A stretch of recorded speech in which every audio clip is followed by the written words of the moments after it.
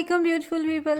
कैसे हैं आप सब लोग? मैं अल्हम्दुलिल्लाह बिल्कुल ठीक ठाक हूँ और आप सब के लिए भी मेरी दुआ है कि अल्लाह ताला आप सबको बिल्कुल ठीक ठाक रखें और अल्लाह ताला हम सब की तमाम जायज़ हाजात पूरी फरमाए।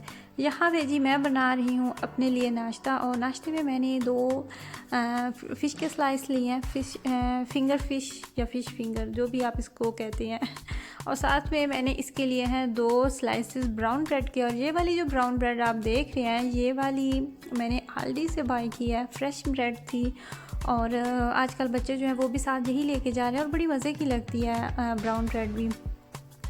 अगर आप देखें ना तो यहाँ पे आपको बहुत मुश्किल लगता है कि नाश्ते में हम क्या खाएं, लेकिन अगर आप ये देखें कि नाश्ते में कहने को ये भी है कि यहाँ पे ऑप्शन भी नहीं है नाश्ते में आप क्या खाएं। और ये भी आप देखें कि यहाँ पे नाश्ते में इतनी ज़्यादा वैरायटी होती है कि मतलब कि आपकी मर्ज़ी पर, चॉइस पे डिपेंड करता है कि आप क्या खाना चाहते हैं। और नाश्ता जो है ना वो मेरे ख्याल से हमेशा बहुत ज़्यादा भरपूर होना चाहिए, पेट भर के नाश्ता होना चाहिए।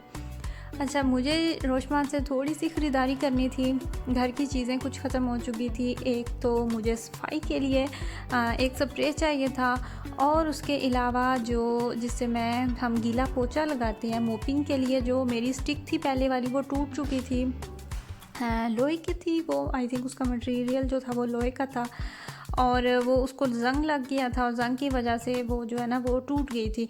तो मैंने क्या किया कि मैंने अब इस दफ़ा जो वुडन स्टिक है वो लिया ताकि कुछ अर्सा जो है वो चलती रहे। और अगर आपको सफाई करने के लिए या फिर किचन जब हम कैबिनेट साफ़ कर रहे होते हैं तो आपको पता है कि उसके ऊपर हमारे खाने कुछ इस तरह के होते हैं कि ऑयल और दाग जो है ना वो बड़े चिपक से जाते हैं और वो बड़ी मुश्किल से साफ़ होते हैं जब भी हम कैबिनेट्स जो है उनकी सफाई करते हैं। तो उसके लिए आपको यहाँ पे इतने अच्छे अच्छे जो स्प्रे हैं वो मिल जाते हैं। अगर आप सफाई करते हुए ये स्प्रे अगर आप यूज़ करते हैं तो इससे बड़ी आसानी से जो चिकनाहट है वो ख़त्म हो जाती है। और ये वाले जो भी आप स्क्रीन पे देख रहे हैं ये फ़र्श की सफाई के लिए, टाइल्स के लिए भी होता है और अगर वुडन बोर्डन है तो उनके लिए भी अलहदा से होता है और अगर प्लास्टिक लगी है तो उसके लिए भी अलहदा से होता है और खुशबू भी जो है वो इनकी डिफरेंट है। तो यहाँ से आप फ़र्श की सफाई के लिए भी ले सकते हैं। और इसके अलावा ये जो भी आपको ऊपर नज़र आ रहा है ये वॉशरूम की सफाई के लिए है और ओवन जो होता है हमारा ग्रिल उसको साफ़ करने के लिए बड़े अच्छे अच्छे स्प्रे मिल जाते हैं। और जो सबसे ज़्यादा मुश्किल होता है वही बात अगेन मैं कहूँगी कि कैबिनेट्स की सफाई के लिए बहुत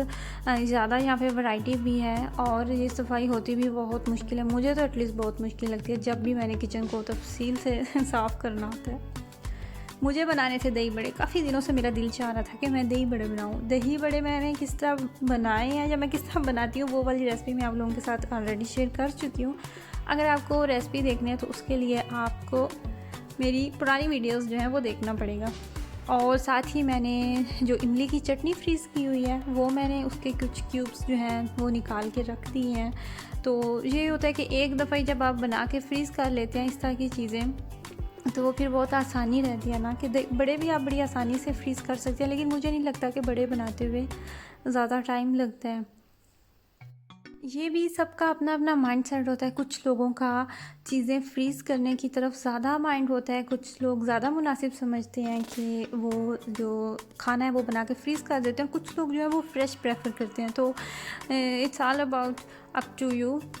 अच्छा जी, यहाँ पे आपको नज़र आ रहे हैं कपड़े कपड़े बिखरे हुए हैं हर तरफ और ये है बच्चों का कमरा।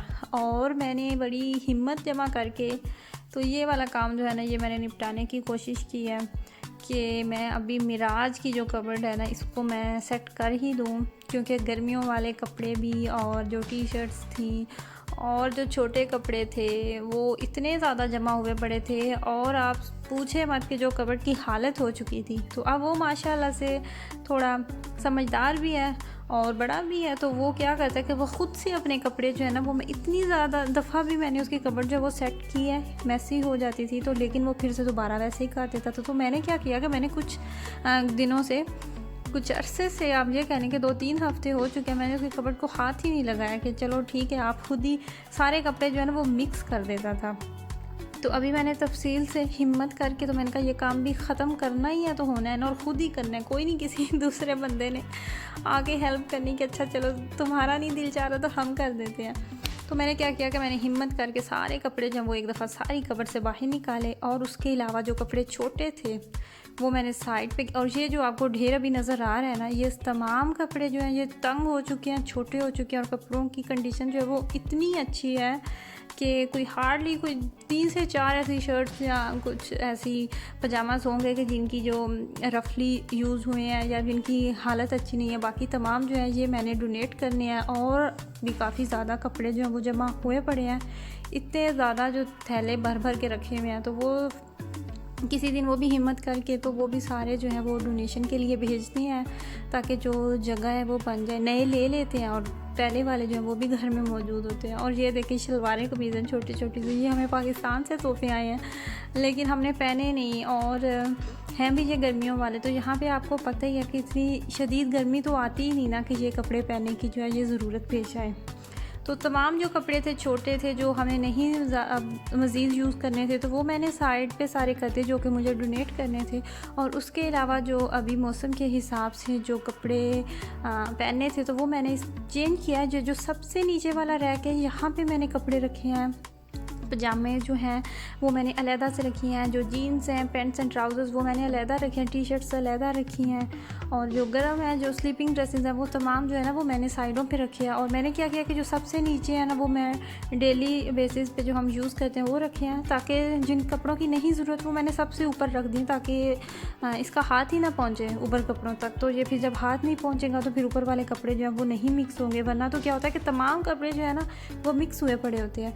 और ये सब जो इतना बड़ा आपको थैला नज़र आ रहा है, ये भी वही कपड़े हैं जो कि अब हमें मज़ीद नहीं यूज़ करने, जो कपड़े छोटे हो चुके हैं, तंग हो चुके हैं, तो ये वाले भी रखे हैं। और ये थैला अब कम्प्लीटली फुल हो चुका है, और इस तरह के बहुत ज़्यादा और भी पड़े हुए हैं जो कि बस खाली उन्होंने जगह ही ली हुई है, बस हिम्मत ही नहीं पड़ रही। ये तलवार भी सर पे लटकी हुई थी, तो अभी ये तो हिम्मत करके इसकी तो कबर्ड सेट किया, लेकिन अभी जो मेरा अबराश की है अलमारी, उसको अभी कुछ करना है, उसको सेट करना है, उसके कपड़े जो हैं वो सारे साइडों पे करने हैं। तो मिराज से ज़्यादा जो अबराश की है ना, माशाल्लाह से उसकी हमने गर्मियों में भी हमने उसकी तमाम कपड़े जो है वो नए ख़रीदे हैं, और सर्दियों में भी अभी यही होना है कि मैंने उसकी काफ़ी ज़्यादा तो मैंने विंटर शॉपिंग की भी है जिन चीज़ों की ज़रूरत थी, लेकिन मज़ीद अभी हमें करनी है, क्योंकि उसके जो पहले वाले कपड़े थे वो तमाम उसको टाइट हो चुके हैं, तंग हो चुके हैं। और ये वाला जब काम मैंने ख़त्म किया तो उसके बाद मुझे खाना बनाना था, सेकंड टाइम हो चुका था, तो मैंने बनानी थी बिरयानी, क्योंकि काफ़ी दिन हो चुके थे बिरयानी जो है वो नहीं बनाई थी। तो बिरयानी की रेसिपी भी मैं आप लोगों के साथ ऑलरेडी शेयर कर चुकी हूँ। चिकन वाली बिरयानी भी मैंने आपके साथ शेयर की थी रेसिपी, और मटन वाली बिरयानी जो है वो भी मैंने आपको बताई थी। तो यहाँ पे मसाला जो है वो भी तैयार कर दिया था, और जो मैंने दम पे लगाने थे लेमन और टमाटोज़ वो मैंने स्लाइसेस में काट के रखी हैं। और इस दफ़ा मैं फ्राइड प्याज जो है वो नहीं ऊपर डाल रही, बस मैंने यही कह दें कि मैंने कहा कि चलो खुद ही खानी है ना, कौन सा मेहमान आ रहे हैं तो कोई बात नहीं, इस दफ़ा हम प्याज के बगैर ही मैनेज कर लेंगे, फ्राइड ऑनियंस के बिना ही। तो यहाँ पे भी जब बिरयानी के राइस जो है वो बॉइल्ड हो जाते हैं, और जब आपका मसाला तैयार हो जाता है तो आप यही समझे कि बिरयानी जो है वो डन तैयार हो ही चुकी है। ऐसा कभी भी नहीं होता कि आपने एक काम ख़त्म किया तो आप ये कहेंगे हाय सुकून आ गया, अब तो कोई और काम नहीं है। जब आप एक काम ख़त्म करते हैं तो 4 काम खड़े होकर आपका इंतज़ार में होते हैं, देख रहे होते हैं कि हमारी तरफ कब आना है, हमारी कब बारी आएगी। तो शायद यही ज़िंदगी है, इसी का नाम ज़िंदगी है। और अगर मैं तो ये भी सोचती हूँ कि अगर ये काम भी नहीं हो, अगर इतनी यहाँ पे टफ़ ड्यूटीज़ ना हो, तो यहाँ पे रहना भी बहुत मुश्किल हो जाए अपनों से दूर, इतनी परदेस में।